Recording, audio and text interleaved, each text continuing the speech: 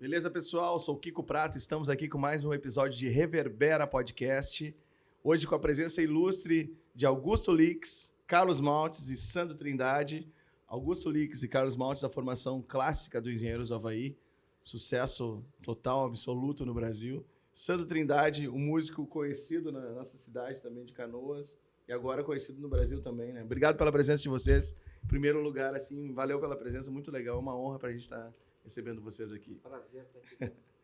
Eu acompanhei o show mais recente de vocês e eu vi bastante energia, né? Um show, digamos assim, pegado, 2 horas de show pegado mesmo, assim, as músicas em cima bem ensaiado e tudo mais. Como é que vocês pensam nessa capacidade física também de tocar, né? Porque vocês têm que treinar, tem uma preparação durante a semana, diária, provavelmente tenha, né? Então... Olha, a gente não acreditava muito que a gente ia conseguir, né? Estamos aqui, já estamos na fila preferencial, né, das coisas. Mas olha, para nossa surpresa, a gente está fazendo o que a gente fazia, né, naquela época, né? Eu acho que a memória das coisas, a convicção de fazer do jeito que a gente fazia, ela permanece. Então isso facilita, né? Então não é uma coisa que a gente tem que explorar, aprender e tal. Então, mas é uma agradável surpresa que ele está aí com o pique. Sim, e a gente vê os próprios fãs olham ali e ficam realmente felizes de estar vendo de novo aquela... Mas também com vigor, né? A banda com vigor, isso é muito legal. A gente... Tudo isso aí, né? Uma coisa que é importante, sempre a gente relembrar.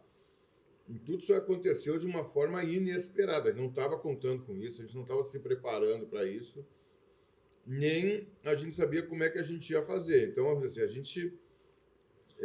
vamos fazer um show lá no Teatro Opinião, dia 21 de abril de 2024. Pô, tá, vamos. Era um show só. Mais uma vez, a mesma história.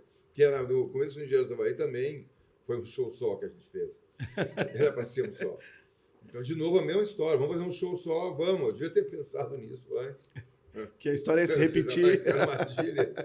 Tu vai cair nessa de novo. Né? E aí, vamos lá fazer um show só. Aí, quando vamos ver, estamos na estrada. A gente fez dois ensaios ali, mais um, outro... São 3 ensaios que a gente fez. Para fazer o primeiro, para dar largada. Não, isso até agora. Até agora.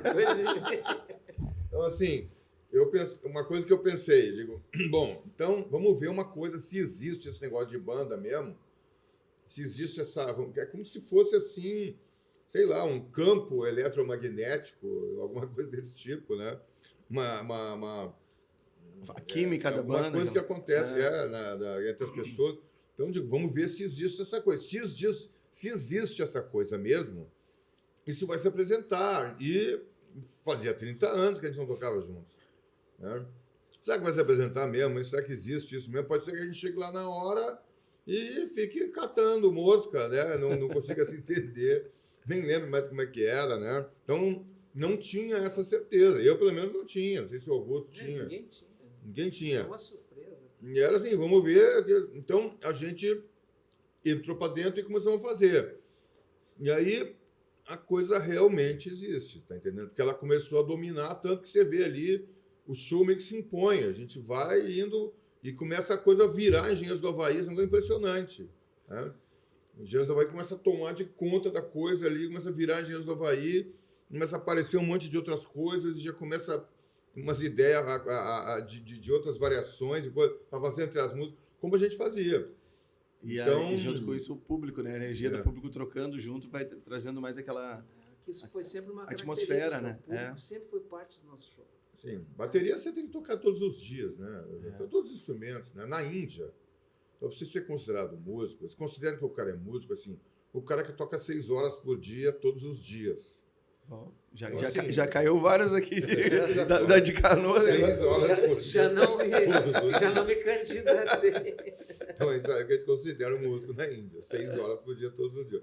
A gente não está com essa condição de estar tocando 6 horas por dia, todos os dias. Mas eu toco praticamente todos os dias, né? Bateria você tem que tocar todos os dias. Não dá para você chegar assim, vou fazer um show lá e tal. Não dá. Você tem que estar, né? Para a coisa ficar redonda, você tem que estar tocando. E eu gosto de tocar também, para mim não é nenhum sacrifício tocar 6 horas. 6 horas não digo, mas umas 2 ou 3. Meus vizinhos não sei se tem a mesma opinião. Pois é, eu acho que os vizinhos não. Mas é uma coisa que o cara não vê o tempo passar às vezes, né? Não, quando tu vê, já tá... 3 horas na bateria é quando você tá começando a esquentar. Pois é, e aí vai dar aquece, e daí já deu 2, 3 horas de treino já, né? E tu, Sandro? Tu foi o... Sandro Trindade foi a trindade, né, desse trio, na verdade. Cara, encontrou um mistério. Um poeta! Na verdade, a gente começou com quarteto, né? E o Carlos falou tudo. O tempo foi mostrando que a gente foi se achando nos acordes, nas músicas, e a gente... Vamos fazer em trio, na verdade, porque não tem necessidade de ser um quarteto. O Engenheiro sempre foi um trio.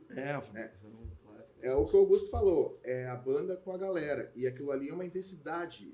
Eu gosto que um deles, eu não me lembro quem, eu acho que mais o Augusto comenta que é um tripé. Tu dá um chute num desses tripé, o banco desaba. Sim. É isso aqui, então o show é uma sensação de ter que estar ligado. Tu não pode ratear, entendeu? É um time que não pode deixar o outro time avançar a tua área. Aí tu desanda a maionese, entendeu? Essa sensação eu acho trimassa. Sim. Porque engenheiro sempre foi assim, né? Engenheiro sempre teve essa responsabilidade. Trio, capaz. Trio. Mas olha, é sempre um risco. Fazer um show, um trio, como a gente faz, é sempre um risco, porque tu não sabe se vai dar certo. Volta e meia, entro lá, cadê o som da guitarra, né? Aí eu olho pro teclado do lado, pô, o ré fica entre as duas pretinhas ali. Vai ali mesmo. Tem, né? Sim. Agora tem um negócio bacana, assim, que a gente começou, na minha opinião, um ano atrás, e pegamos, assim, a escolha do repertório, setlist, foi, assim, caso simultâneo, né? Estava na cabeça, foi fácil de definir. São só clássicas, e na né? medida que a gente vai tocando em outras cidades, porque depois daquilo, que era para ser um show apenas, começaram a pipocar convites para a gente tocar em outras cidades, que veio um monte de gente do país inteiro. Do Brasil inteiro. A gente que não pôde vir, né, obviamente. E aí começaram os convites. E nos shows seguintes foi como mexer numa caixa de... É Pandora ou é Pandora? Que abriu a caixa de Pandora. Porque daí começa a pipocar os neurônios, lembrar aqueles detalhes, como é que eu fazia aquele negócio ali no Papa, por que a gente tocava naquele tom? Cara, eu não lembro. Aí começa, porque eu tocava um capotraste na guitarra. Mas por que eu tocava o capotraste na guitarra? Porque o capotraste tinha um furinho e naquele furinho descansava um cigarro. Então, começa a vir essas coisas assim, e a combinação passagem, porque a gente tem algumas músicas que a gente gravou de diferentes maneiras. Algumas foram sempre tocadas da maneira original, outras receberam um tempero assim da estrada, né? Sim. O refrão de Bolero a gente tem o quê? Umas 4 versões diferentes, né? E isso tudo começou a vir, porque é um material de uma convivência de 7 anos, mais o 8º ano com o Pitts, né, no início. Então, aquilo começa para entrar numa noite, né?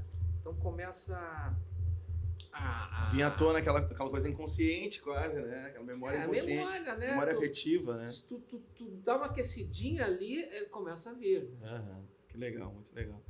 E a questão do repertório, como é que vocês escolheram as músicas? Foi uma coisa, foi de forma... votação ou foi uma... Não, a gente sabia, isso já foi era interessante. evidente assim, que era que a gente achava as mais significativas. Mas teve, por exemplo, quer ver um negócio interessante? Tem as que são óbvias, né? Que Infinita Raia, para ser sincero, isso não tem discussão, né? Mas teve algumas músicas lá do B que a gente tem, né? Algumas que a gente está tocando, que interessantemente, né? A gente pensou nas mesmas. Então, por exemplo, Canibal, a gente pensou... Anoitecer em Porto Alegre, a gente pensou também. Eu achei que ia ser muito mais difícil de fazer um repertório, né? Porque não é só... você tem todas as clássicas ali, mas também tem algumas outras coisas lá do B e tal, então não era tão óbvio assim o repertório. Mas ele foi saindo também assim, de uma forma bem natural. Mesmo essas outras músicas lá do B aí, elas entraram de forma natural. Então eu sinto assim que era uma coisa que estava meio no ar, sabe? Sim. Que a gente pegou uma coisa que estava no ar ali e começamos a fazer, e o troço acontece que começa a aparecer gente tudo quanto é canto. Pedidos de shows no Brasil inteiro, né? De show, e os caras vêm lá, não sei de onde. Nordeste, Norte. O show de Santa Maria que a gente fez, teve um rapaz que veio, não sei de que cidade, de carro, se acidentou, capotou o carro. Sim, Aí capotou ele o deu carro. um jeito lá e pegou para chegar a tempo no show. Conseguiu chegar no show. Estava na primeira fila. Que coisa louca, né?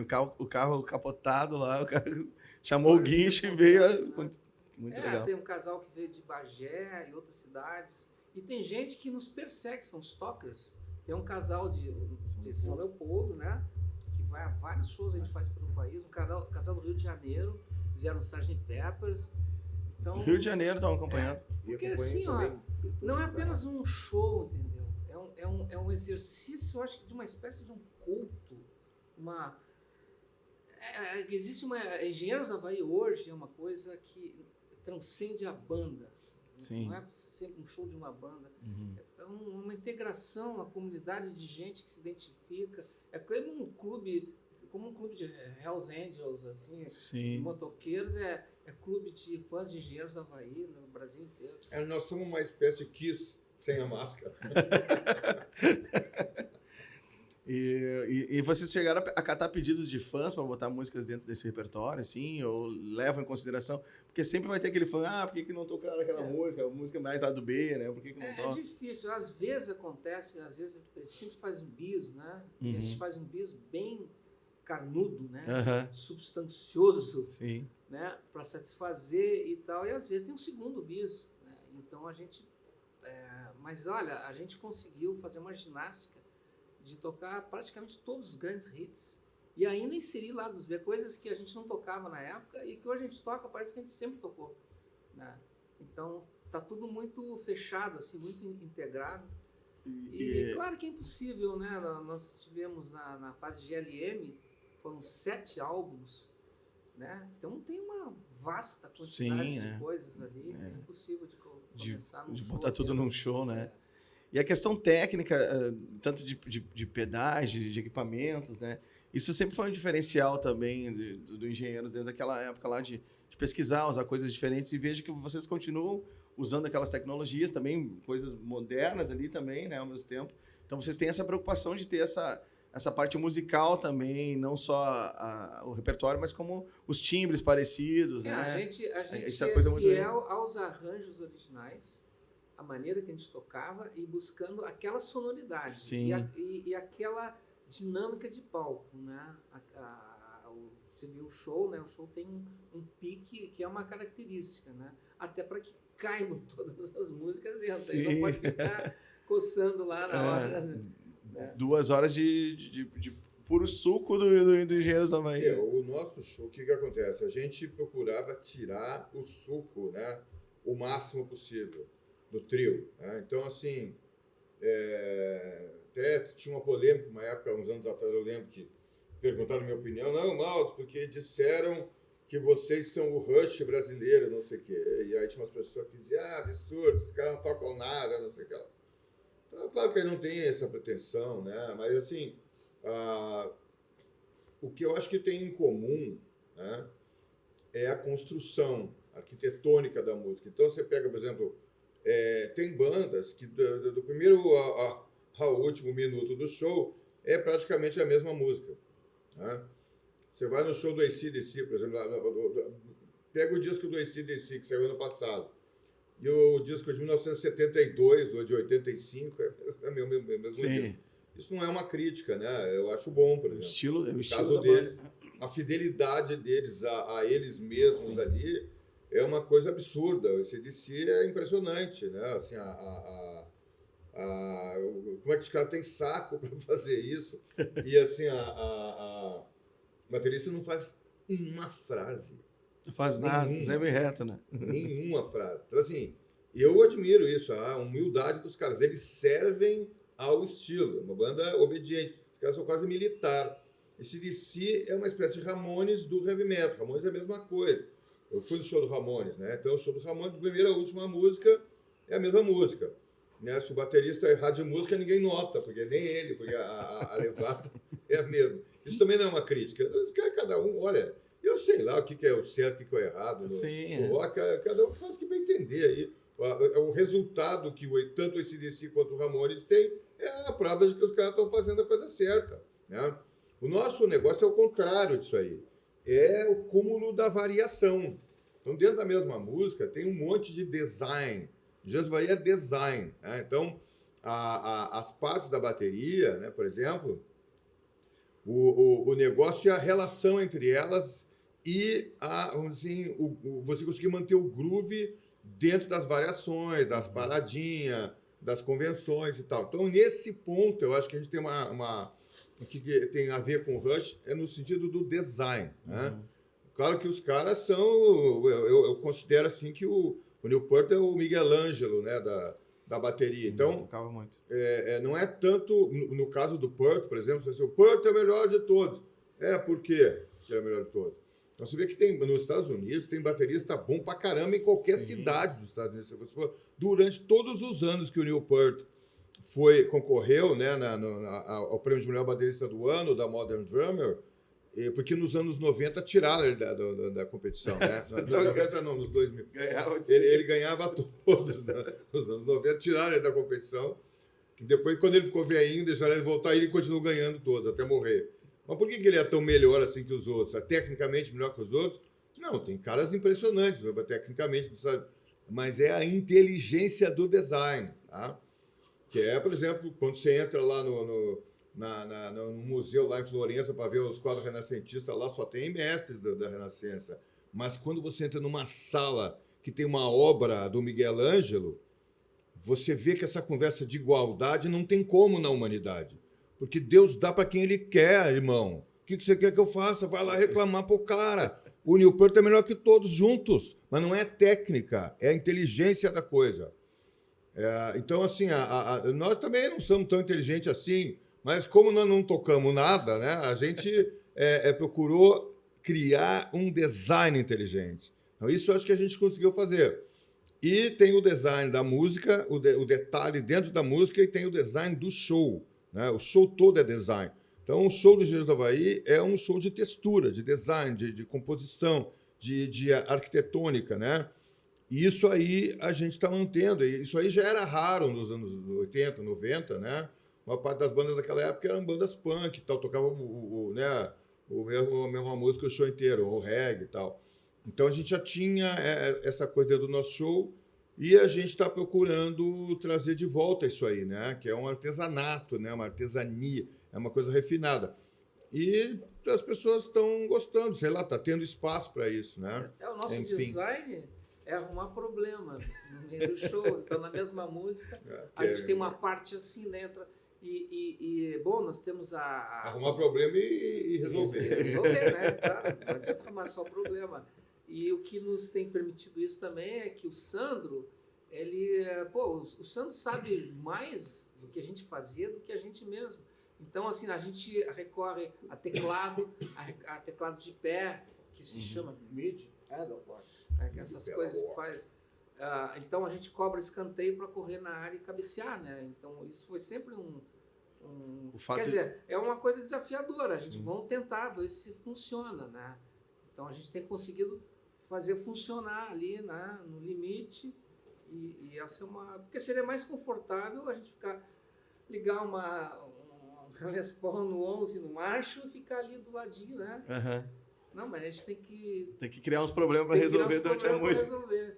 E essa questão do trio também, ao mesmo tempo, às vezes parece que não é um trio, que tá tão preenchido o som que parece que tem mais gente tocando, né? Mas daí tu olha pro Santo tá fazendo um baixo que não é um baixo tão convencional, tipo, tá fazendo os acordes, uma coisa assim, tu olha pra guitarra, tem uns efeitos, então isso vai... Tem hora que eu toco com a mão esquerda no teclado e a direita na guitarra, né? Exato. O trio você tá à beira do colapso o show inteiro, né? Tá? O perigo é constante, né? A qualquer momento você pode desandar tudo. Então você tem que estar, primeiro, numa tensão muito grande, tá? Então não tem ninguém na banda dormindo em nenhum momento do show. Isso aí você pode ter certeza. Ter todo mundo presente o máximo possível, né? E isso gera uma energia no palco que passa para a plateia também. Daqui a pouco a plateia entra para dentro do show porque não dá para você estar presente ali olhando aquilo como se não fosse com você. Sim. E também, vamos dizer assim, a gente está sempre no nosso máximo, né? Que eu falei, eu pelo menos, né, eu acho que nós, essa comparação com o Rush, é claro que você está falando do melhor baterista do mundo, o melhor baixista do rock, né? o ruim da banda é o Alex Lifeson, né? O ruim da banda. Alex Lifeson. Esse é o ruim da banda, que é um gigante da guitarra. Então, assim, nós não temos a menor pretensão de se comparar com os caras. Mas a gente procurou aprender a essência da coisa, tá? E isso é uma coisa que eu estou falando aqui para vocês que estão ouvindo a gente aí. Não fica imitando a superfície, meu irmão. Isso é coisa de mané. Procura entender a essência da coisa. Tá? O que é essencial, o que é estrutural, o que é... Onde é que está a arte da coisa. Então, isso a gente fez, tá? Então, e continua fazendo, né? A gente pode ver que o repertório é bem pensado, é bem costurado, né? Então, tem essa questão toda de... É uma estrutura. Todo ele tem um plano urbanístico do show, vamos dizer assim. Tem uma coisa que a gente foi alimentando e construindo pela vivência, assim, de não ter nada acessório. Cada sílaba, cada trecho, cada fraseado, cada som tem que ser essencial, tem que ser fundamental. Senão não faz, deixa fora. Sim. É mais ou menos essa ideia. E tu, como tu vê essa parte do teu baixo entrando junto nesse som, assim, tu também percebe que tu faz, digamos assim, mais fora do trivial, né? Tu consegue perceber isso? As linhas do Engenheiro já estão totalmente às vezes fora da curva, né? Sim. Desde o segundo disco desde o primeiro. O Marcelo Pitts era um baita no baixista. É um baita no baixista. O Humberto era um guitarrista que virou baixista. E fazia as linhas de guitarra no baixo. Muita coisa solfejada e muita criação. O que me chamou a atenção de tocar Engenheiros quando eu comecei a tocar lá no século passado é a criação, a inteligência das linhas de baixo, das frases de bateria. E como é que tu consegue tocar aqueles baixos e cantar junto? Não sei. Não tenho ideia. É desafiador, porque é uma coisa que o Carlos falou assim, ó. A galera vê que a gente está no nosso limite, no nosso máximo. Não tem como quem está olhando, mesmo no teatro, frio, com ar-condicionado, gelado, a pessoa não entrar para dentro do show. Sim. Eu olho nos olhos das pessoas, as pessoas estão assim, ó. Mas não assim de te assombrar, de espantado com eles dois tocando, com nós fazendo essas canções que... O Sandro sequestra o público. Que mexeram. Ele é um abdutor. O Sandro é o seguinte, olha aqui. Tá? Quantos anos tu tinha, cara, quando tu começou a ouvir Engenheiro? Na barriga da minha mãe. Então, assim, o Sandro não é um músico que está tocando com a gente. O Sandro é um cara... Ele tem tatuagem de Engenheiros aí? Olha aí, ó. Pois é. 1990 eu fiz essa. Eu mesmo não tenho, né? Então, o cara, ele, de alguma forma, né? Alguns dias eu falei o que acontece. As pessoas tomaram de conta, você está entendendo? As pessoas tomaram de conta. Nós somos meio funcionários, assim, do negócio. A gente vai lá e as pessoas são donas disso aí. Então, não é assim, nós vamos não é, a coisa existe independente de nós querer ou não. Sim. Se o Humberto vai voltar, se não vai voltar, eu sei lá, esse é problema dele. Nós somos chamados de volta, né? É uma obrigação, aquela coisa nos chamou. É uma obrigação. O Sandro intimou vocês. Tem gente aqui que bota nome de filho, de filha. Aí, tem um cara que mandou assim, minha filha se chama Nanda Lix. Aí o outro falou assim, meu filho se chama Lins, é porque o escrivão errou. Eles falam Links, né? Links. Então esse pessoal, assim, esse pessoal leva muito a sério essa história e olha... leva mais a sério que nós. Nós somos funcionários, nós somos escravos. Eles né? querem que a gente toque, querem ouvir aquele som, aquelas canções, aqueles arranjos, né? E, como dizer não? Como dizer não? E tem essa questão também de, ao mesmo tempo que... Como, por exemplo, o Pink Floyd, que tem 2 shows, tem o Roger Waters e o Dave Gilmour fazem um show, né? Tocando as canções do Pink Floyd. Vocês também fazem um show tocando canções de Engenheiros e o Humberto também faz, tocando questões de show. Eu acho que tem uma diferença. O Carlos, eu acho que sabe mais explicar. O show do Humberto, o Humberto seguiu, né, na estrada. A gente parou há 30 anos atrás, ele seguiu. Então eu nem sei quantos discos ele lançou, o Sandro deve saber. Me perdi, não sei também. Mas é um monte de disco, um monte de música boa que ele fez depois também. E ele está fazendo um show mais voltado para o repertório atual dele, né? Uhum. E não só as músicas que ele está tocando, mas também está com uma banda acústica lá e tal. Agora acho que ele está tocando o repertório do disco acústico. Acústico, né? Então, assim, o nosso é um show mais clássico, vamos dizer assim, mas nós estamos trazendo como eram engenheiros naquela época. A Né? comemoração. Ele não tem tanto essa preocupação, né? Ele tá Humberto Gessinger, né? O show nós dele. estamos fazendo um show da banda Engenheiros. Eu acho que o Beto, pelo que eu entendo, faz um show de carreira show só. dele, o show do Humberto Gessinger, que o cara é um monstro sagrado aí da música brasileira, e a gente se sente honrado, né? Claro. De ter participado de tudo isso junto com ele e tal, e nós começamos junto lá. Mas a gente não tem essa pretensão. Nós estamos a fim de trazer aquilo ali. Vocês estão fazendo uma viagem no tempo. Quando a gente consegue, é isso que a gente está fazendo. É o que a gente quer fazer. Realmente pensa e percebe assim o público, né? Essa viagem naquela época, nos anos 90. Mas não né? apenas isso. É para uma grande quantidade de gente, é uma máquina do tempo que a gente está fazendo, mas tem também uma grande quantidade de gente que nunca nos viu tocar, só nos conheceu pela internet, por vídeos, né? Então tem essas duas correntes que estão convergindo, né? E no final, cada show é uma grande celebração. A espontaneidade, assim, a felicidade das pessoas. A emoção das ali, pessoas falando com vocês é muito por legal. si, Né? é muito espontâneo. E vocês antigamente tinham essa paciência e tempo de receber os fãs como vocês têm agora? Cara, é difícil comparar épocas, né? Mas acho que não havia o tempo. tempo, talvez, né? O tempo não Muito a corrido. A gente está podendo fazer isso e é uma grande satisfação. Né? É um reencontro, é uma celebração. E, cara, essas pessoas pagaram o ingresso, compraram as músicas. Saíram de casa para ver o show. Eu acho que merece respeito. Né? Naquela época a gente tocava em ginásio lotado, estádio de futebol. Não tinha condição para isso aí. A gente, olha, eu sou uma pessoa que eu sempre procurei, graças a Deus, tá? Graças a Deus, uma coisa importante também aí, tá em casa você ouvindo aí. A vida é parecido com uma roda gigante. Uma hora você está em cima, outra hora você está embaixo. Quando você estiver em cima, você trata bem as pessoas, meu irmão, tá? Porque a gente vê aí, as pessoas estão por cima, algumas pessoas que estão por cima não pensam que logo ali na frente ela pode estar por baixo.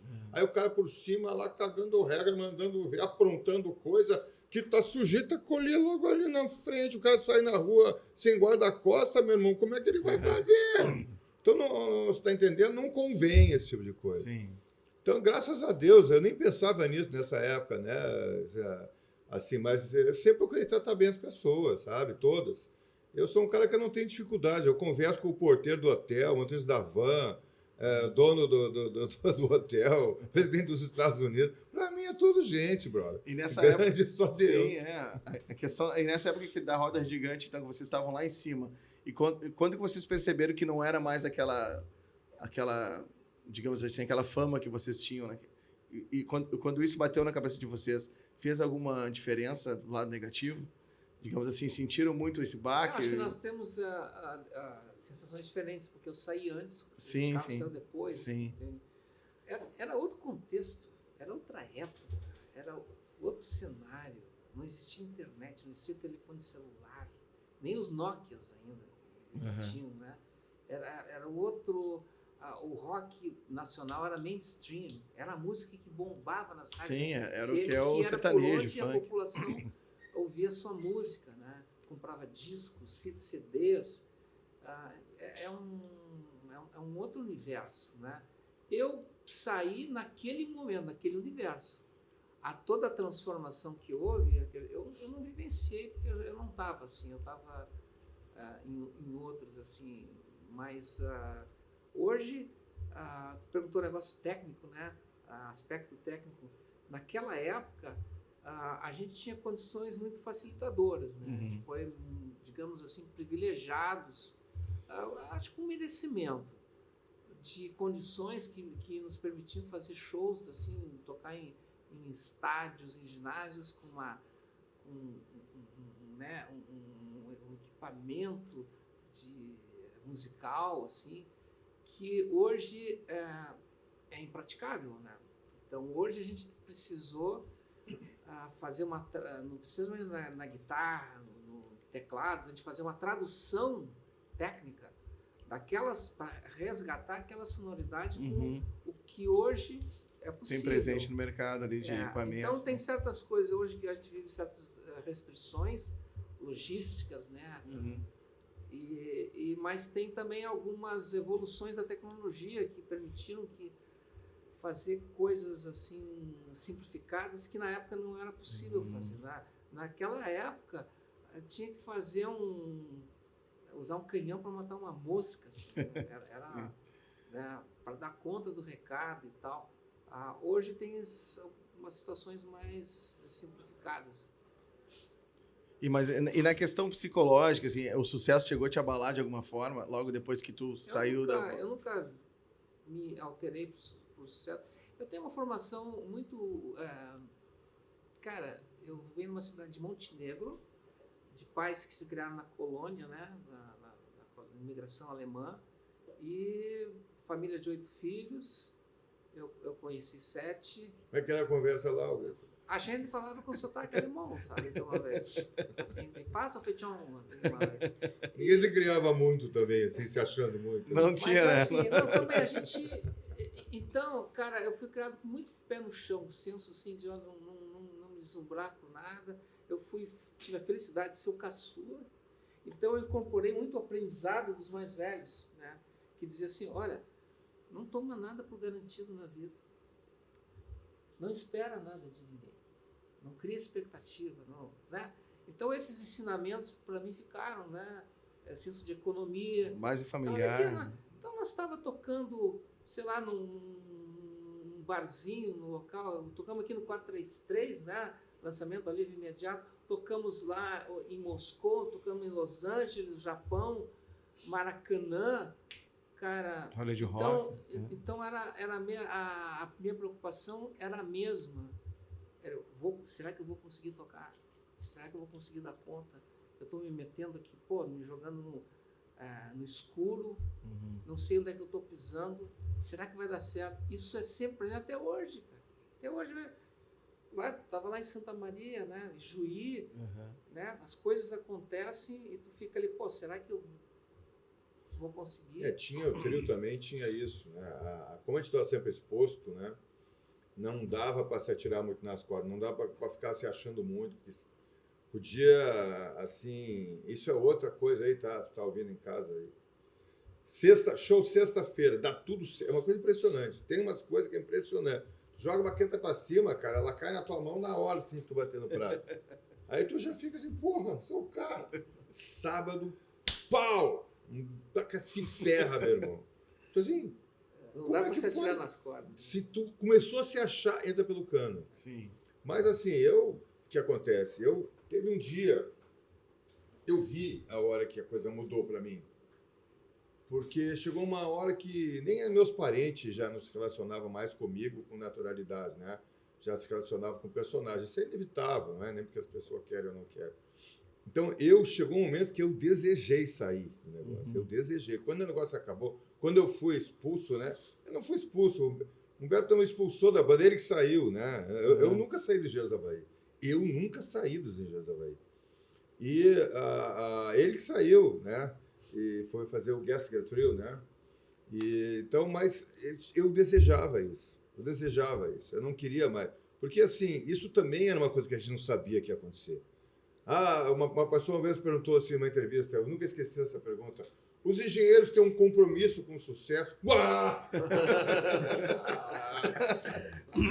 As coisas que as pessoas pensam, meu irmão. Como é que tu vai ter compromisso com o sucesso, meu irmão? Tu acha que o sucesso se compromete com alguém?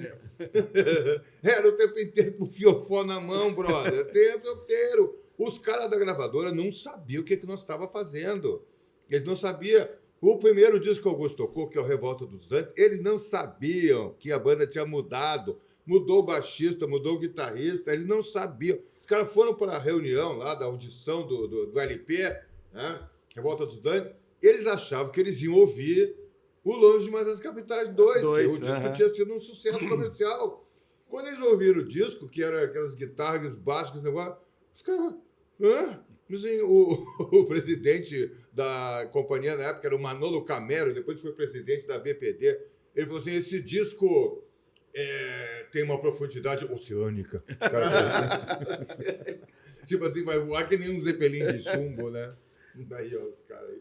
Então, eu não sabia nada, cara. Tá entendendo? Vocês têm um compromisso com a sociedade. Meu irmão, tu acha que isso existe, brother? nós botávamos o nosso na reta lá e durante aquele tempo todo a coisa deu certo, você está entendendo? Mas também, assim, olha, um episódio inesquecível, tá? Quando a filha do Humberto nasceu, a Clara, nós estávamos lá em Copacabana, eu sei lá, dentro do carro. Aí ele disse assim, nós paramos, foi numa farmácia, ele disse, cara, tu sabe quanto custa um pacote de fralda? Mais ou menos? Eu falei, não faço nem ideia. Aí ele abriu a carteira dele, disse assim, tinha nota de 50, de 100, de 500, de 1. Ele disse assim, pega essas notas todas aqui, vai lá e compra. Eu não sei quanto é. Eu falei, também não. Eu espero no carro que vai ali e compra. Eu fui lá com as notas. Se o cara dissesse que era 500 conto o pacote de fralda, eu tinha pago. Não tinha nem ideia, cara. Perdeu a noção do dinheiro. Nós vivia dentro daquele troço ali. E aquilo foi quase 10 anos, né? Então, assim, chegou uma hora que eu queria sair daquele... como é que pode, irmão? Tu chegou onde todo mundo queria chegar, aí tu chutou o pau da barraca e saiu fora, e não sei mais o quê. Nós não sabíamos o que ia acontecer. Nós estávamos ali... O que aconteceu no Brasil nos anos 80, coisas que tinham acontecido no mundo nos anos 50, nos anos 60, com Elvis Presley, com os Beatles. Não tinha acontecido isso aqui. Quando nós ganhamos o nosso primeiro disco de ouro, tá? Com Longe Demais das Capitais, o senhor Caetano Veloso não tinha nenhum até então. Então você imagina só o que era aquilo. Era um fenômeno de massa, um negócio impressionante estava acontecendo. Era assim, uma coisa... Olha, nós tocamos em muitos lugares no Brasil, tá? Que aquele show lá dos Engenheiros do Havaí que estava acontecendo era o primeiro show que estava acontecendo naquela cidade. A primeira vez na vida desbravaram que tinha um show. Locais, era o show de essas bandas do rock brasileiro, do beer rock, né? As que viajavam. Engenheiros, Barão, Paralamas viajava, Titãs viajava, Legião não viajava. Capital não era... Capital era time B naquela época, da segunda divisão. Então, assim, essas bandas que viajavam foram as bandas que pavimentaram a estrada por onde esse pop sertanejo depois veio a rodar. Depois, né? Tá entendendo? Não tinha show business no Brasil, não tinha equipamento de som, não tinha... Engenheiros fechou lá Beatles X-Stage. No estádio lá. Lá e cadê o som? Imperatriz do Maranhão, tu lembra disso? Cadê o som? Imperatriz do Maranhão. Como é? Como? Som? Som CA? Eu lembro. Nós chegamos no estádio, nós descemos no aeroporto. O aeroporto era um guarda-sol. Tinha assim, mato. O avião vinha descendo, floresta, um guarda-sol da Coca-Cola, pista. Descemos ali, aeroporto. Descemos, e aí vamos pro hotel. Que hotel? O estádio de futebol. Caraca, mesmo, estádio de futebol. Nós chegamos lá lotado. Olhei pro palco, não tinha PA. Meu Deus. Não tinha caixa de som, só os amp de palco. Chamamos o cara lá. Meu irmão, cadê o PA? Que PA? Som, cara, equipamento, caixa de som. O cara apontou pros amp do palco e falou, mas vocês não trouxeram? Meu irmão, isso aí é do palco, cara. Mas responsabilidade do contratante, né? Era os Beatles com o Vox 30. Era os Beatles na floresta. Os Beatles na floresta amazônica. Era os Beatles na floresta amazônica. Aí, mas o que vão fazer? Mas os caras não vão ouvir nada. Não, mas não se importa, eles querem ver os artistas só. E fizemos show, os caras acharam bom. Fizemos show na Concha Acústica de Salvador, que é um lugar aberto, assim. Como era antigamente o auditório Araújo Viana aqui em Porto Alegre. Sim, era aberto. Cobertura. Cara, chovendo torrencialmente. Capaz, o show rodou. Nossa produtora, assim, eu olhando da janela do hotel ali perto, né? Aquela chuva torrencial, né? Tropical. Aí vem a nossa produtora, né? A Laurinda Alencar, que era baiana, né? Gostei. Vamos aonde? Pro show. Mas olha aqui, ó. Que show. Então vai lá e explica pros 5 mil que estão lá esperando, né? A Laurinda, bota famosa. saquinho plástico nos pedais. Sim, para não tomar choque. Laurinda famosa. Chegamos no aeroporto, na escala para Moscou, era Estocolmo, lá. Descemos lá, o nosso técnico de som levou um pacote de erva mate, foi preso no aeroporto. Tá preso lá, cara, enquadrado. Isso aqui que porra é? Não, é erva. Que erva, meu irmão? Tem que explicar que era erva mate. Aí aquele rolo todo, prende o cara, solta o cara, não sei o que, vem Laurinda e diz assim... Mara, essa foi a Mara. Mara. Essa é a Mara. Mas essa que era baiana. As duas são baianas. A Laurinda era baiana. Aí a Mara Maravilha, ela botou o dedo na cara do guarda lá no sueco, a gente falou, we are a Brazilian rock and roll band, we are going to Moscow to make cachorro. Com sotaque baiano. Oxente!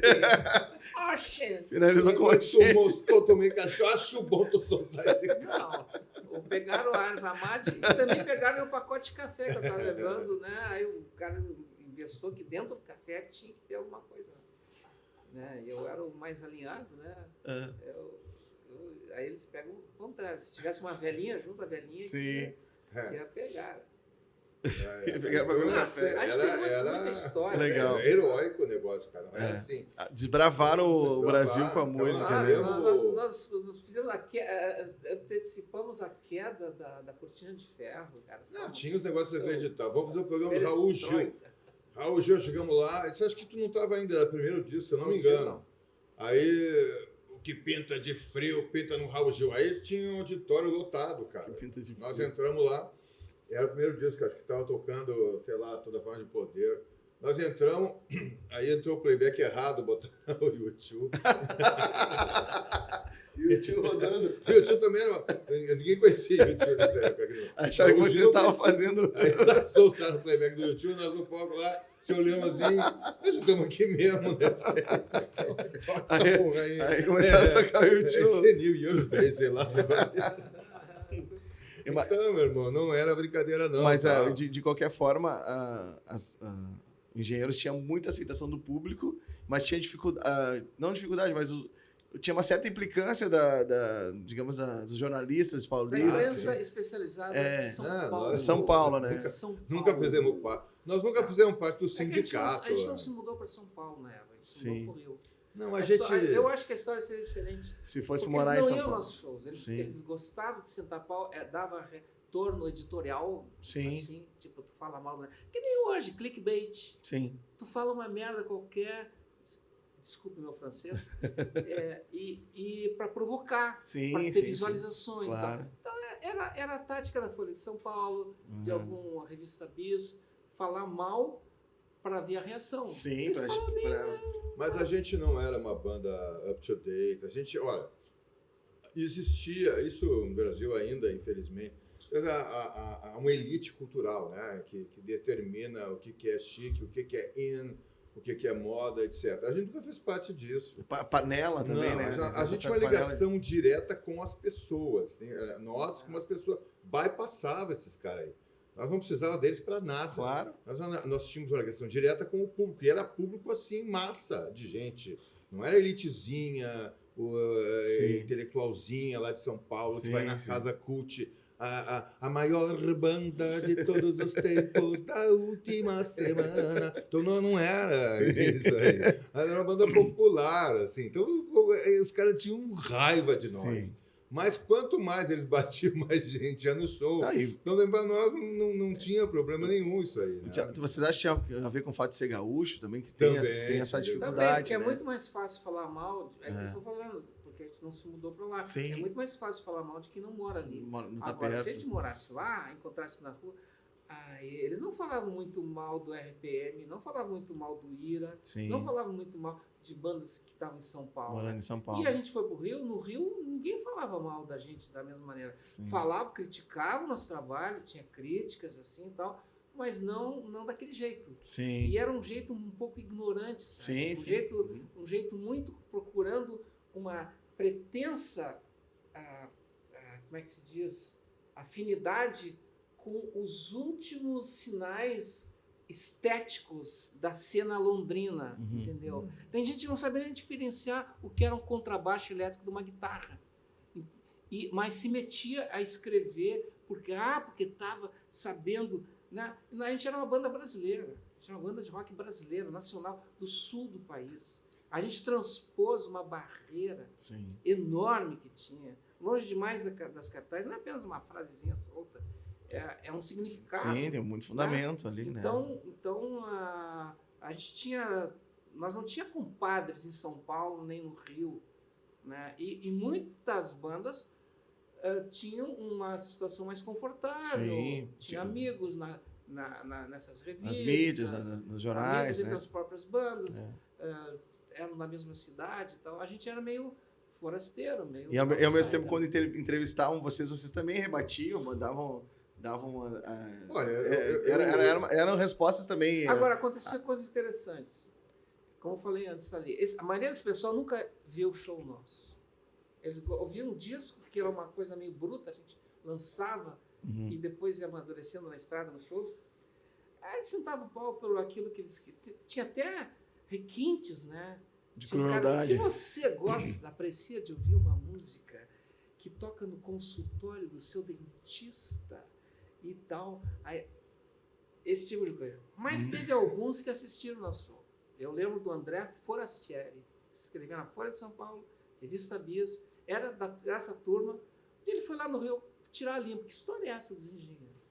Ele viu a gente tocar no Ibirapuera, no aniversário da Rádio Jovem Pan, na época.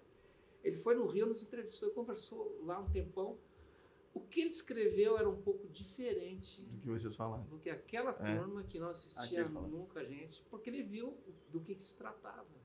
Ele viu o público, ele viu opa, peraí, não sei exatamente. Daí ele escreveu o que ele escreveu, né?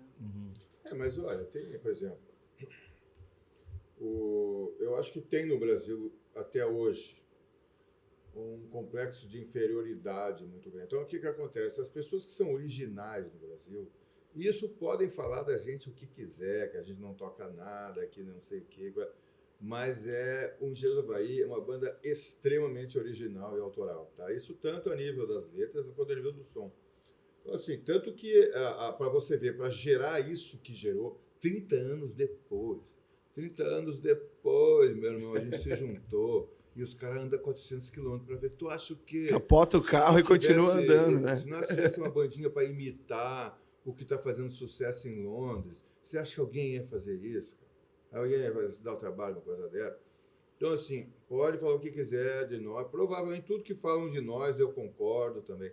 Mas, assim, é original. Tem autenticidade, tem assinatura, tem personalidade. Genuíno. Isso no Brasil é quase uma ofensa. Não só na música.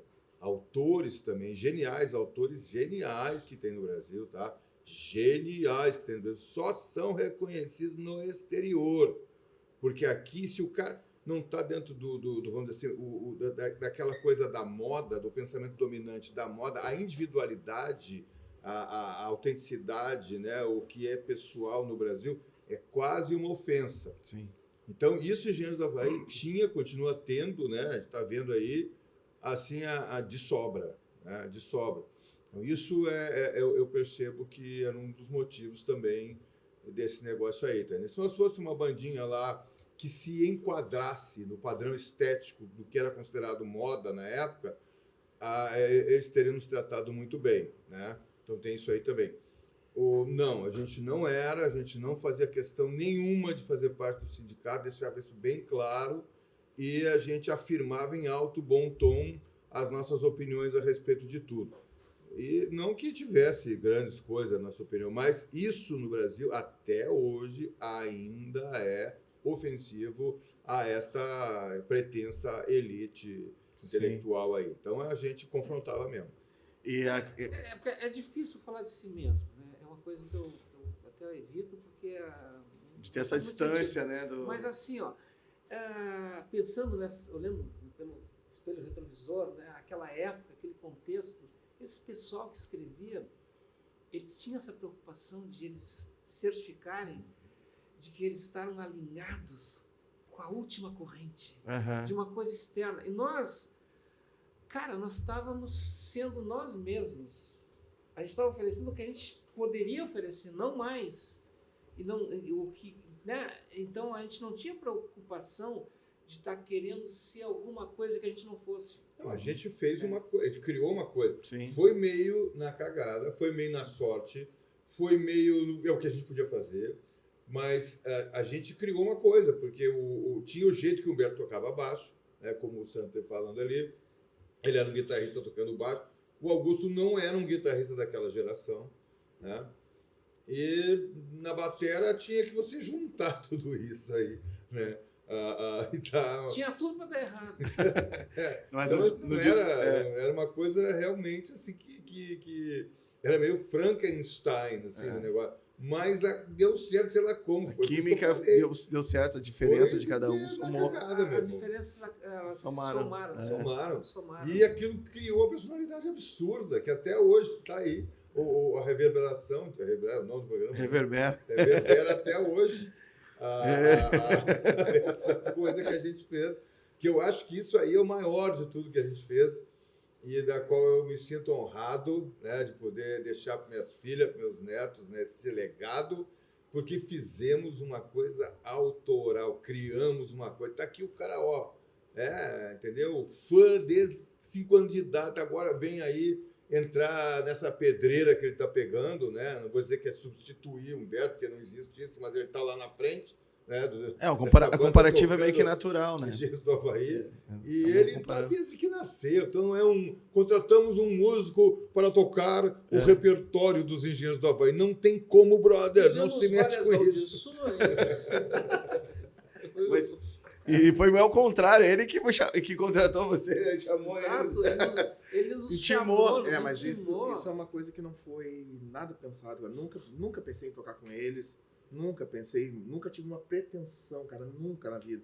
Cara, eu acho que essa coisa é uma coisa além da gente, cara.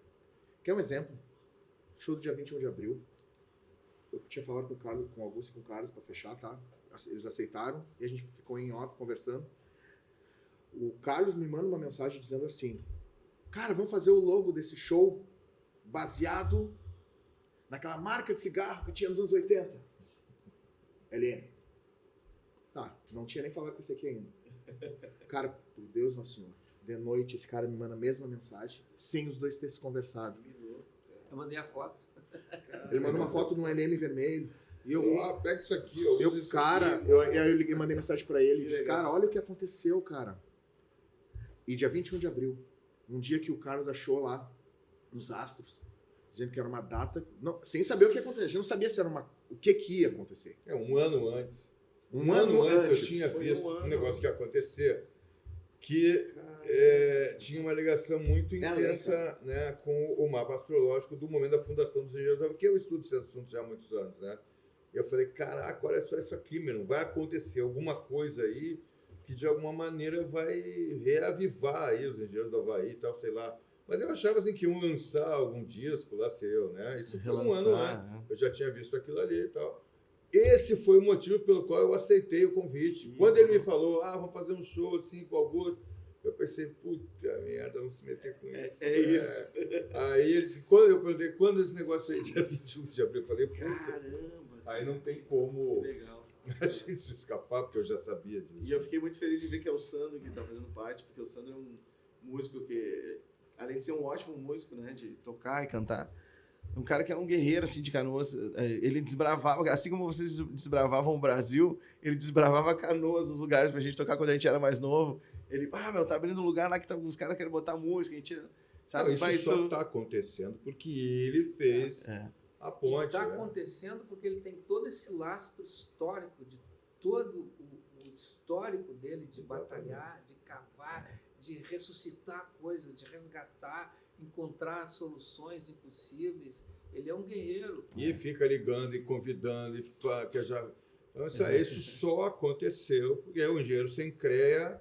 Mas eu acho que é uma coisa além... Sandor Pulgon Trinidade. Eu acho que é uma coisa muito além. O CREA quer, já está conseguindo patrocinar os engenheiros sem CREA. Vai dar um CREA para os engenheiros sem CREA. É um CREA por mérito. Por mérito. Podia ser outra coisa, né? Uma verba. É um CREA por ter construído a ponte. Patrocínio CREA. Engenheiros sem CREA. E o pior é que aqui, eu não sei se vocês sabem, a diretora do CREA Rio Grande do Sul, a presidente do CREA Rio Grande do Sul, me manda mensagem que vai no nosso show. A Nancy, se ela tá nos vendo, Nancy, olha. O patrocínio já tá aí, ó. Tu vai ser enquadrado lá, cara, engenheiro sem CREA aqui, ó. Não pode, engenheiro sem CREA. E eu queria perguntar para vocês também qual foi a última vez que vocês falaram com o Humberto? Vocês tiveram alguma relação, conversa recente com ele? Eu lembro muito bem. A última vez que eu falei com o Humberto foi no aeroporto do Galeão, no Rio de Janeiro. Eu estava, acho que chegando, ele estava saindo, ou coisa assim. Esbarrei com ele. Aí, cara, ele perguntou, e o Grêmio? Foi a última vez que eu falei com ele. Essa conversa... Mas que ano isso, mais ou menos? Eu desejei boa sorte para ele. Te lembra que ano que foi isso? Isso, sei lá, foi meados dos 90, eu acho que, sei lá, 94, 95, alguma coisa assim. E tu, Malte, te lembra quando foi a última vez? Eu toquei num show dele, né? Fizemos aquela participação lá no acústico. Ele mandou umas mensagens lá pra ele e tal. Uhum. Assim, o Beto não é um cara assim, de muita conversa, né? Ele era uma pessoa de difícil convívio, assim, com vocês? Ou vocês todos tinham, cada um as suas peculiaridades? Ele é uma pessoa de difícil convívio até com ele mesmo, né? Mas isso não é uma guerra interna diária. Mas isso não é uma crítica, tá? É o jeito do cara. Ó, eu me lembro uma cena inesquecível também. Nós chegando no Japão. Pá, aí pegamos um carro lá para ir pro hotel. A cidade era longe, o aeroporto era longe da cidade, né? Levou uns 20 minutos de percurso do aeroporto até a cidade. Para Nagoya. E aí estamos no caminho, e Japão, pá, um monte de letra em japonês. E chegou lá para mais ou menos na metade do caminho, ele se virou para mim e falou assim: tá, para mim tá bom, já podemos voltar. Acabou, não precisa fazer o show já. E eu acho que ele não saiu do quarto nenhuma vez lá. Então, assim, o Beto é uma figura um pouco avesso, né? Esse tipo de coisa. Mas, isso é o jeito do cara, meu, também, tá entendendo? O Beto é uma pessoa de difícil convívio. Não, de difícil convívio sou eu. Ele é impossível convívio. Porque eu vejo relatos de fãs que falam que tentam, às vezes, falar com ele e não conseguem. E às vezes ele até, certas vezes, chega a ser estúpido com os fãs, assim. Então, por isso que eu pergunto de vocês, né? Porque é uma coisa que chega... extremamente introvertido, né? Então, assim, a timidez, talvez, exagerada, né? Pode se tornar uma... Tem pessoas que são assim, né? Eu tenho uma filha que é artista, né? Artista plástica. E ela é pior que ele. Ela não conversa nem conosco. É um karma pro mal. Então, eu, de certo modo, o meu convívio, se é que a gente pode chamar de convívio, com um guest que me preparou para o convívio com a minha filha, que é mais introvertida ainda, né? Então, tem umas pessoas que são assim. Tinha uma história famosa, né, do João Gilberto, né, que o gato do João Gilberto tinha um gato. O gato pulou pela janela. Então há uma tese de que o gato teria se suicidado. Você podia ter seu nome de um disco, o suicídio do gato do João Gilberto. O gato pulou pela janela, meu irmão. O gato não aguentou o João Gilberto. Então, isso tudo é uma tese, ninguém sabe o motivo pelo qual o gato... Mas tem os caras que são doidos mesmo. Mas a artista não é assim, as pessoas... Então é um povo meio complicado, meio difícil, tem as personalidades... diferente. Então, o Gessger é assim, tá? Ele não é muito chegado em gente, né? Então, não fica lá. O cara, esses dias, até me disse, Maltes, mandou mensagem lá, como eu faço para conseguir um autógrafo? Humberto Gessger, que ele vem aqui na minha cidade. Como eu faço para conseguir o autógrafo dele? Eu falei, te desfaça de terrorista do Hamas. Você conhece aí, né? Se publica aí. Jeito fácil. Ele acho que não vale a pena para responder. O meu irmão é o Júlio, Mr. Júlio, ele também faz parte do podcast, ele entrevista aqui junto comigo. Só que hoje ele tem um show em Santa Maria e ele mandou uma pergunta para vocês, mandou um abraço para vocês, falou aqui. O Juliano, então, do Reverbera, hoje não pode estar aqui, vocês, porque ele queria estar aqui, mas ele tem o show, saiu mais cedo para Santa Maria. Ele tinha uma pergunta, então, para o Lix e para o Maltes, que é o que cada um tem mais orgulho de ter feito na época da formação com o Humberto. Orgulho de ter feito na época da formação com o Humberto. E depois uma pergunta para o Sandro, que é se a formação atual com o Sandro tem pensado em gravar alguma música inédita. E mando um abraço para vocês. Um abraço, Júlio. Olha, eu não posso dizer se eu tenho, não penso... Um único orgulho. Eu tenho orgulho. Eu procurei sempre fazer as coisas de acordo com os princípios nos quais eu cresci na minha casa. Então, eu fui sempre assim, mesmo em trabalhos anteriores, quando eu não estava na banda ainda, quando eu tocava com Ney Lisboa, por exemplo, e eu procurei fazer o que estava no meu alcance fazer, da melhor maneira possível, assim, e sem economia. E, cara, eu não penso assim, eu tenho orgulho, não tenho orgulho. Talvez a realização de todo o trabalho ali. Eu sinto assim, felicidade. Felicidade. Nós estamos aqui, sim. Né? mantendo viva essa chama, né? E com esse lastro, esse suporte desse povo que vai nos assistir, que é o motivo, né, que a gente tem para tocar. E, cara, é uma sensação maravilhosa. Eu me sinto privilegiado de fazer parte disso. Dessa história, então. E muito grato. De forma geral. Orgulho não é uma palavra que eu... Talvez a questão de fazer parte da história toda. Então, orgulho no bom sentido, né? Não uma coisa de ser uma pessoa orgulhosa, mas é uma coisa assim de satisfação, né? Da realização. Vaidade, dizem que vaidade é o pecado preferido, né? Daquele cara, né? Mas não, é uma coisa que eu evito aí. Sim. Fica mais na questão da satisfação da realização, buscando nos princípios da gratidão.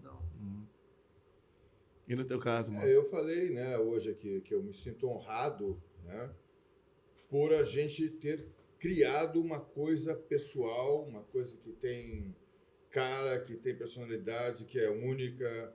Isso eu me sinto honrado, entende? A gente não fez uma bandinha lá para ficar copiando não sei quem. A gente criou uma coisa. Então, isso no Brasil, assim, é um negócio impressionante. Tanto que, até hoje, né, a gente se junta depois de 30 anos, sai por aí e vai a gente a dar 400 km para assistir o show. Então, eu acho que, assim, a gente conseguiu criar uma coisa autoral. E não foi só a letra, você está entendendo? Tem uma sonoridade, tanto que as pessoas estão indo lá. Sonoridade, com certeza. Então, disso aí eu me sinto honrado, você está entendendo? Sim. Eu acho que a gente... Teve uma pessoa que falou esses dias aí, um fã, que a gente está agora, né? A gente toca 2 horas, né? Depois passa mais 2 horas lá atendendo as pessoas. Conversando então, com o pessoal, eu fui testemunha disso, que vocês se dedicam bastante para as pessoas, recebem todo mundo. A gente agora, assim, é tão assim, impressionante isso que está acontecendo, né? As pessoas estarem fazendo... que a gente se sente na obrigação de estar recebendo as pessoas, e conversar, e atender, bater foto, e ouvir o que as pessoas têm para nos contar, né? Então, teve uma pessoa que disse lá, olha, Malto, o cara até é professor de literatura, alguma coisa assim. Ele falou, não, engenheiros teve como é que ele falou? Vocês tiveram um impacto civilizatório no Brasil. Eu nunca tinha pensado nisso, né? Mas, de certo modo, eu acho que ele tem razão, sabe? Porque a gente fez um trabalho ali muito diferenciado, em diversos sentidos, né? Principalmente nessa questão autoral. Sim. Tá? Então, isso aí é uma coisa da qual eu me sinto honrado, tá? Uma coisa que Legal. E a questão de músicas inéditas, vocês pensam assim, Sandro? Tem pensado em alguma coisa? Cara, eu tenho pensado que amanhã a gente não pode errar nada no show. É a coisa que eu mais penso no momento. Amanhã na clandestina. Cara, esse cara são... Novo Hamburgo. Cara, eu tenho privilégio. Eu nunca falei isso, tá? Não se achem, tá? Eu tenho o privilégio de estar tocando 2 pessoas hiper inteligentes, sabe? Que é muito difícil hoje. Não estou menosprezando os demais, mas a nível de cultura musical, a nível de cultura social, sabe? Eles têm eu gosto de ouvir histórias, eu adoro ouvir as histórias deles, eles são bem experientes a nível, conforme a minha idade. Eu gosto de ver, eles têm... Viveram bastante, viajaram bastante. Isso nunca... Cara, para pessoas que estão além, a margem da inteligência, isso nunca é descartado. No momento a gente não está pensando nisso, eu não estou pensando nisso. Se eles vierem amanhã, tô uma composição aqui, vamos encaixar. Cara, no nosso show, a gente pega as músicas que são a base como é a música dos engenheiros, e cria sempre alguma coisa diferente em cima da criação da base. Composição ali já. Exatamente, isso já é uma coisa nova. É um aquecimento para o criador. Mas tu falou bem de nós, né? Tu tava falando bem de nós. Pode ter certeza. Ó, produção, anota aí. Eu falei para Augusto, vamos entrar nesses negócios aí de inteligência artificial, vamos botar lá, faz uma música tipo Engenheiros do Havaí, aí, falando, sei lá... Que viagem, né? Dá para sair cantando, bota a voz do Sandro lá e nesse momento agora, nós não estamos nem pensando nisso. Nós se juntamos para fazer um show, para tocar essas músicas aí. Mas, sei lá, amanhã depois, as coisas acontecem naturalmente. Né? Claro. E tinha alguma banda na estrada que vocês não gostavam de cruzar? Porque eu via que tinha bastante rixa com Titãs, que eu via, mas de fora vendo assim, que sempre tinha uma pegação do Titãs com vocês como Titãs, né, e tal, mas eu não tive problema com ninguém. Não, nem dá para nós ter problema com os Titãs, porque é uns 16. Eram vários. Nós ia apanhar muito. Já saía antes de... Não, a gente vivia num pique tão grande. O Carlos falou um pouco, né, do negócio das fraldas. Cara, essa sensação de todos nós. A gente não tinha a relação com a normalidade. A gente era tão exigido, porque a gente tinha a sensação de, pô, é como uma chama intensa que pode estar aqui agora, daqui a pouco ela se esgota, né? Então, a gente estava tocando, a gente estava gravando, fazendo material de divulgação, fazendo sessão de fotos. Tudo junto, né? Não tinha tempo para descansar, cara. Nós gravamos disco na madrugada, de horário de 9 da noite a 9 da manhã. Cara, chegava às 5 da manhã, a gente não sabia o que era grave e agudo, né? Sim, o ouvido tava... Então, aquilo tudo, eu usava assim, eu não sabia o preço entre um tablete de manteiga e um par de sapato, que as coisas que eu lidava, né? Então, cara, essas coisas de treta com banda, era muito... Eu não tinha nem chance de participar, cara. Eu tinha muita encrenca para resolver. Cara, Revolta dos Dandes, para gravar aquelas guitarras lá, eu estava recém entrando na banda há um mês, tinha que resolver, cada música era um desafio, cara. E ela já tinha um corpo, essas músicas já... Depois eu soube que o Reinaldo Barriga, que foi produtor... Sim, né? sim. Bom, chegamos no estúdio da RCA, o Reinaldo, ele olha para mim assim, quem é esse aqui? Foi assim, quem é esse cara? Aí, mas não é esse aqui. Depois das gravações, o pessoal ia ali perto tinha um salão de sinuca, né, ia jogar, e eu não ia. Aí o Barriga estava preocupado, poxa, o Augusto está isolado, não sei. Cara, eu ia me enfunar no quarto para tentar resolver como é que eu fazia do dia seguinte. E nós gravávamos muito rápido. A gente não reservava o estúdio para 2 meses. Ficar fazendo a composição. Não, era pau e pau assim, ó. Vapt-vupt. Era um por ano. E essas músicas elas chegavam mais ou menos prontas para vocês? Assim, digo, o Humberto trazia as ideias? Trazia as ideias, ou cada uma vinha de um jeito? E a gente ia... Aí entra a dinâmica. Sim, né? Aí entra o trabalho do grupo, né? A ideia que um tem, às vezes funciona legal, às vezes não funciona, às vezes tem outra... Né? Então, a banda vai construindo as músicas. Sim. Tem a autoria, né? E aí tem a construção. Claro, que vai ser composição. A gravação, o que vão ser os shows. Sim. Nós tivemos muitas situações, daria para fazer um livro aqui, entre a gravação do Revolta, que eu entrei, e os shows, a banda quase acabou ali, né? Porque havia uma distância muito grande entre o que a gente tinha gravado e o show, que já era um show estabelecido desde o trabalho anterior do Longe Demais das Capitais. Uhum. Então eu tive que aprender coisas que eu não sabia fazer. Sim. Eu cheguei a fazer... Um dia o Carlos chegou para mim, cara, por que tu não tenta assim fazer um show lá Robert Fripp, toca sentado? Acho que foi lá em Joinville. Vocês estão de tudo. Eu era um atraso no palco. Né? Eu não tinha a menor aptidão assim, naqueles tempos. Né? Mas aos poucos a gente foi desenvolvendo assim, um equilíbrio. Até a banda foi amadurecendo. Eu amadureci, o Carlos, o Humberto, todos amadurecendo. Chegou um momento que a gente não precisava mais de assessoria, não precisava mais de produção. Eu acho que o osso, é o que eu digo, a gente não precisava mais. A gente foi produzido por Maluli, foi legal, foi cordial, assim, mas ali a gente já tinha não tinha nem muito para onde correr, o negócio era... Eu chegava com a convicção já. Naturalmente o disco seguinte se autoproduziu, exceto os ao vivo, porque o ao vivo tu não tem como... Porque a gente fazia um revezamento, quando um gravava, o outro escutava. Uhum. A gente tinha esse negócio. Ao vivo não tem como fazer isso. Então, os 3 ali em cima. Então, ao vivo, a gente precisou do Marcelo Sequin no Alívio Imediato e do Maerton Bahia no Filmes de Guerra. 2 grandes arranjadores do Brasil, né? E a questão eu estava te perguntando das tretas com o Titãs, então não tinha treta com o Titãs, era só na TV esse negócio. Tinha, também o que acontece, né? Às vezes Eu não lembro mais dessas histórias, né? As pessoas me perguntam um monte de coisa aí que eu nem lembro mais. Devia ter, sei lá. Mas hoje não temos treta com ninguém. E hoje tu não é mais aquele que quer sentar no palco, tu não para de andar no palco. Às vezes uma pessoa perguntou, Maltz, tu usa droga? Falei, uso. Qual? Remédio para próstata. Na minha idade é o que eu estou podendo. E aquela história da gravação de bateria de... qual música que é? Que só tem um rolo de bateria e para de...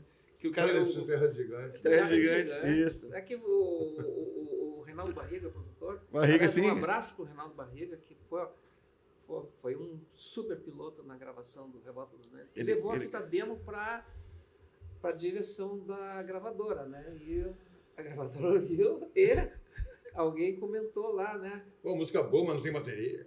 Queria uma bateria na música, então vamos providenciar a bateria. Então, cumpriu-se a... Ele falou assim, tem uma hora que tem que entrar a bateria. Aí a bateria entra.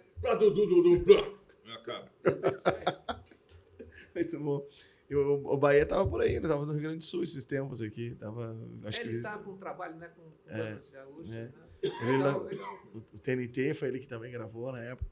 E aquele disco Rock Grande do Sul foi onde que o Engenheiros começou a aparecer pro Brasil, né? Isso era um pau de sebo, né? Isso, pau de sebo. Pau de sebo é aquele pau que bota na festa de São João, negócio encerado, né? Que quem conseguir subir. Então o pau de sebo era uma coletânea. Grava uns caras aí, pega esses caras aí, grava aí todo mundo aí, vê quem consegue subir. Então o Engenheiros sempre teve uma força muito grande no rádio. Nossas músicas, elas tinham essa facilidade, né, para tocar no rádio e tal. A gente começou aqui em Porto Alegre sozinho, né? Na época, a Rádio Ipanema FM tinha espaço. Você podia levar uma fita cassete lá, né? E os caras botavam na programação. Se tocavam, né? Pedissem, tocavam sem muita frescura. Assim. O Mauro Borba, a Cátia Suma, como é que chamava? Esqueci, o diretor que era diretor.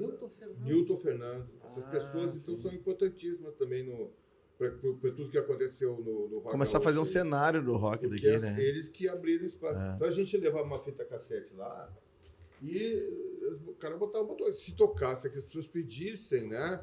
A música entrava na programação. Então nós entramos, aquele festival Rock Grande do Sul, né? Que foi também ali.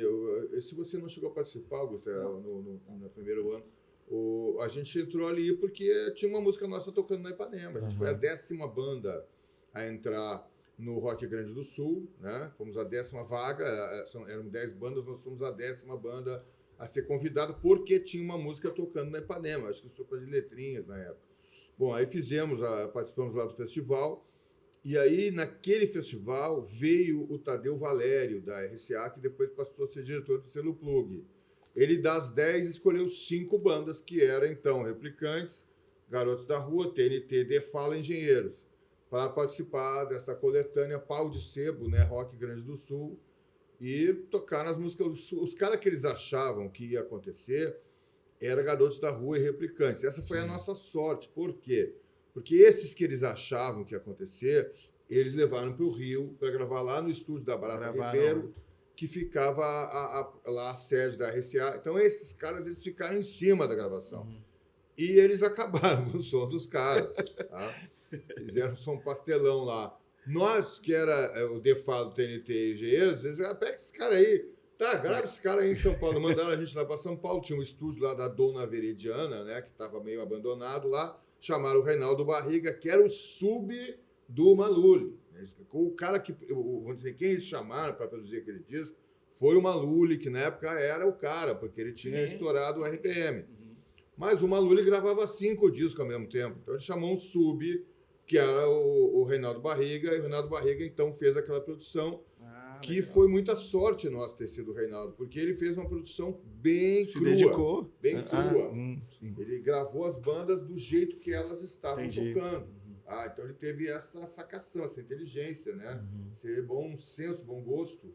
Então ficou muito melhor a gravação lá de São Paulo do que a do Rio. A do Rio ficou empastelada. Eles fizeram uma super produção, ficou uma porcaria, atrapalhou os caras. Né? Atrapalhou o som deles, Garotos da Rua e o Replicantes. Mas a gente lá em São Paulo ficou meio largado lá, que foi a nossa sorte, né? E o Reinaldo, então conseguimos fazer um som bem cru e tal, que era o que na época as pessoas estavam querendo ouvir. Sim. Então também tivemos essa sorte, né? Mas o Gelo sempre teve uma força no rádio. Uma música assim que tinha essa característica pop, né? Sonora, de letra, de som, a guitarra do Augusto, a energia da banda, tudo isso aí. Então, por isso que eu digo, né? Uma banda que tinha uma cara, tinha uma personalidade, essa junção dessas três pessoas, né? Você pega as bandas de rock, geralmente, os caras cresceram junto lá, se criaram no mesmo bairro. Sim, geralmente são amigos de infância. Mas não tinha nada a ver um com o outro. Ninguém era amigo de ninguém, ninguém conhecia. O que nos juntou foi a banda. Nem eu, Humberto, também, a gente era colega na arquitetura lá, na URGS, mas nós não era amigo, assim, da faculdade.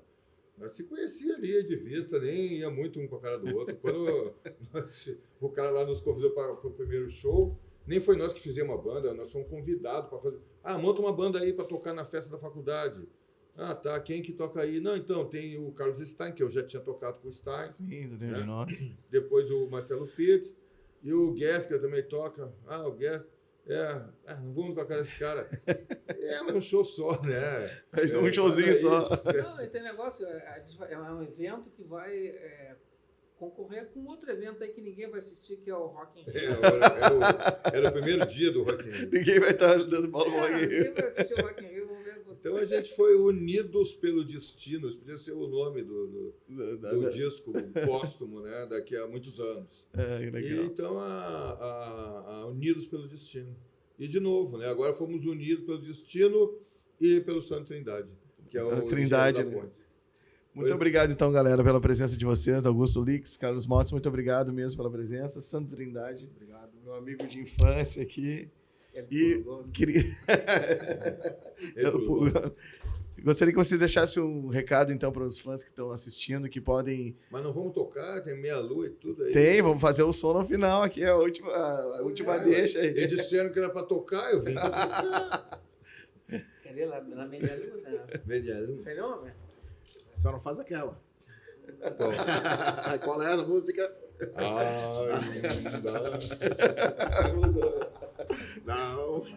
Qual que vai? Qualquer uma que tu puxar aí, vai.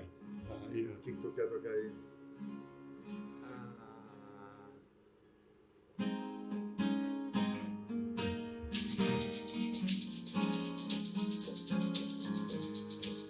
Que banda é essa que eu recebo agora?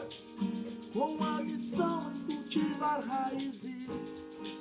E desta pampa que me fala a história, não me deixaram nem sequer matizes. Passam as mãos da minha geração, heranças feitas de fortunas rotas, campos desertos que não geram pão, onde a ganância anda de rédeas soltas. Se for preciso, eu volto a ser caudilho por essa pampa que ficou pra trás, porque eu não quero deixar pro meu filho a pampa pobre que herdei de meu pai. Herdei um campo onde um patrão é rei, tendo poderes sobre o pão e as águas, onde esquecido vive um peão sem leis, e pés descalços cabresteando mágoas. E o sugierno da minha Greixirua é um desafio que a minha idade afronta, pois me deixaram com as guaiacas nuas para pagar uma porção de conta. Se for preciso, eu volto a ser caudilho por essa pampa que ficou pra trás, porque eu não quero deixar pro meu filho a pampa pobre que herdei de meu. Valeu, galera. Muito obrigado.